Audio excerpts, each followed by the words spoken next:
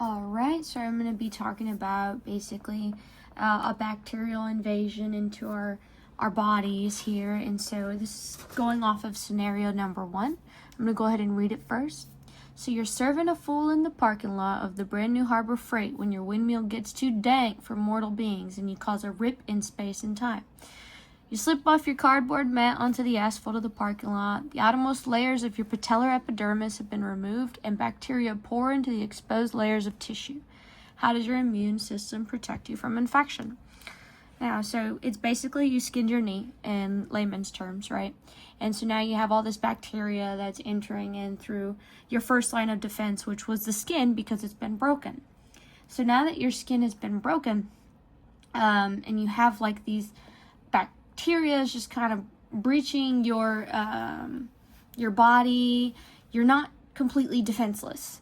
So the first line of defense is it's going to immediately kind of start to get inflamed, swollen, red, and the reason that's happening is because mast cells here are releasing histamines.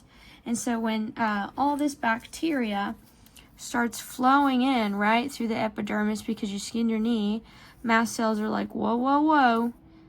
Let's start increasing blood flow. Let's start releasing these histamines and causing that inflammation to kind of do its thing. Now, the first wave of reinforcements, though, after that are going to be basically the neutrophils. So as far as the neutrophils go, let's see.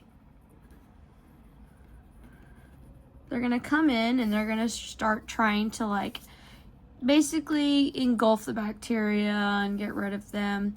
However, when a neutrophil engulfs, they die.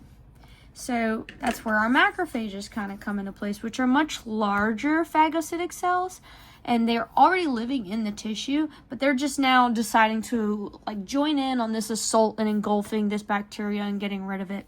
So the macrophages will come in here and they'll start getting rid of all these bacterial cells, as well as even the dead neutrophils and things like that, right?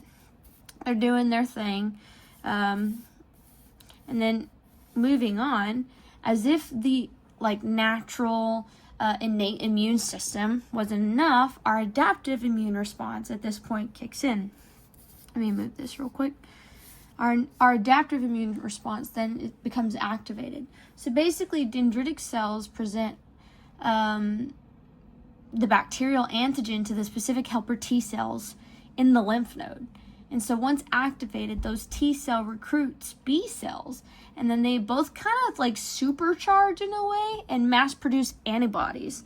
And so these antibodies are going to be kind of basically what circulate in the blood and the lymph, neutralizing bacteria and marking them, kind of like tagging them, saying, hey, this needs to be destroyed.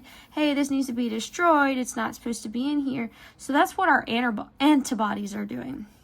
But they're not completely useless, the B and T cells, after they've helped kind of present these antibodies, because after the infection and all the bacteria is completely cleared, the B and T cell memory takes note of this bacteria and remembers it for years to come. So if you ever scrape your knee on the asphalt of Harbor Freight parking lot again, you won't really have many troubles getting rid of any kind of microbial threat, right? They're not going to stand a chance against your new windmill if you fall off your cardboard mat again.